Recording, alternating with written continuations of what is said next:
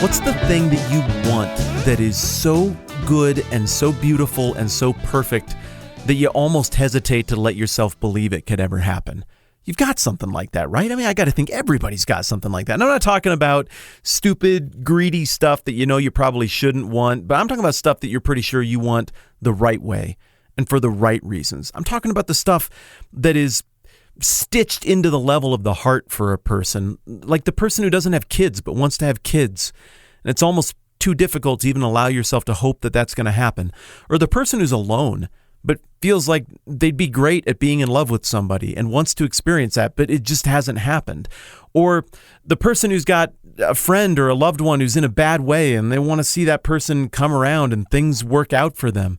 Or the person who has aspirations to contribute something or do something, maybe it's a career or a way of life or whatever it is. Or the person who has a vision for the world and helping the stuff that's broken and the people who hurt, but there are obstacles and you don't know how to do it. That kind of stuff. I have stuff like that. I think everybody has a picture of something that would be good and beautiful that maybe in the super secret quiet places it's okay to long for, but you're almost afraid to even articulate it out loud because it seems like too much to ask for or too much to hope for. I don't think this is a modern phenomenon. I don't think this is an ancient phenomenon. I think this is a human phenomenon because life is bittersweet. It's beautiful and it's painful. And if it was just one or the other, that would disabuse us of any of these notions of hope. But it's stinking both, and therein lies the problem. We can picture what love and compassion and peace and beauty and optimism and meaning and rightness and justice and mercy look like. But we can also picture what the exact opposite of all of those things look like. And even when we do experience all of the awesome stuff, there's also this obnoxious lingering thing in the back of our brain that says, oh yeah, also though you're going to die. You're going to get older and your body is going to be able to appreciate and engage with these things, these moments of beauty and transcendence less all the time. So there is this kind of strange bittersweetness to life. We can picture something better. We know what it is to hope for something better. We can write fantasy and fiction about something better, but we also are all acutely aware of what it is to hurt. Matthew's original audience, just like you and me, had private, personal hope. Matthew's original audience, just like you and me, also had a larger cosmic hope or yearning for something better.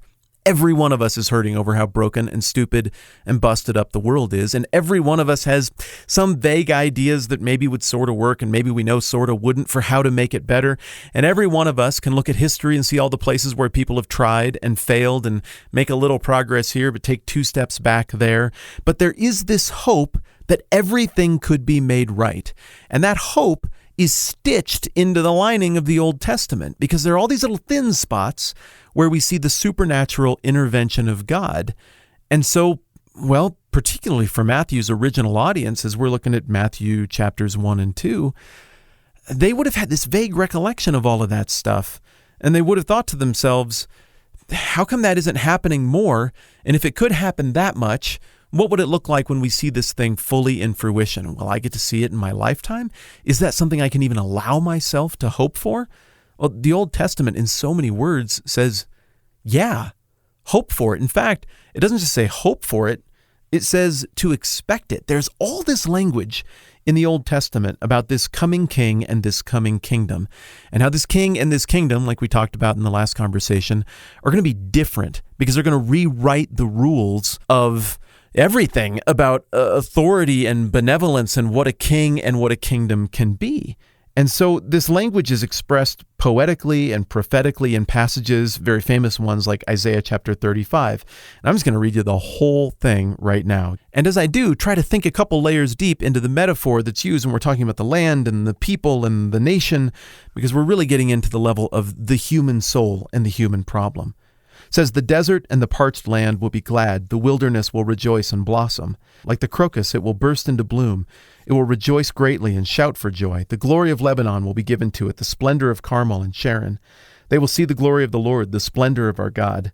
Strengthen the feeble hands, steady the knees that give way. Say to those with fearful hearts, be strong and don't fear. Your God will come.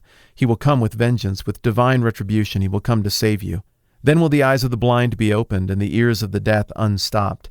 Then will the lame leap like a deer, and the mute tongue shout for joy. Water will gush forth in the wilderness, and streams in the desert. The burning sand will become a pool, the thirsty ground bubbling springs. In the haunts where jackals once lay, grass and reeds and papyrus will grow. And a highway will be there. It'll be called the way of holiness. The unclean won't journey on it. It'll be for those who walk in the way. Wicked fools will not go about on it. No lion will be there, nor will any ferocious beast get upon it. They won't be found there, but only the redeemed will walk there, and the ransomed of the Lord will return. They will enter Zion with singing. Everlasting joy will crown their heads. Gladness and joy will overtake them, and sorrow and sighing will flee away. Jeremiah 23 uses similar language. Then I will gather the remnant of my flock out of all the countries where I have driven them, and I will bring them back to their fold, and they shall be fruitful and multiply. I'll set shepherds over them who will care for them, and they shall fear no more, nor be dismayed, neither shall any be missing, declares the Lord. And then more of this kind of talk in Daniel chapter 2.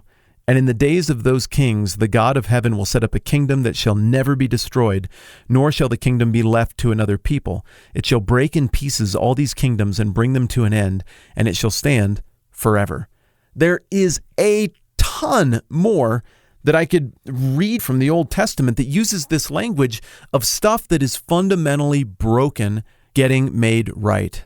So when we get to Matthew chapters 1 and 2, for you and me, it sounds like some familiar Christmas time religious language, but it's supposed to do a lot more than that. And I think the original audience has an advantage on us in this, in that it struck them cold. They weren't familiar with it. They weren't raised around it. And I think the implications would have popped off the page much more so for them.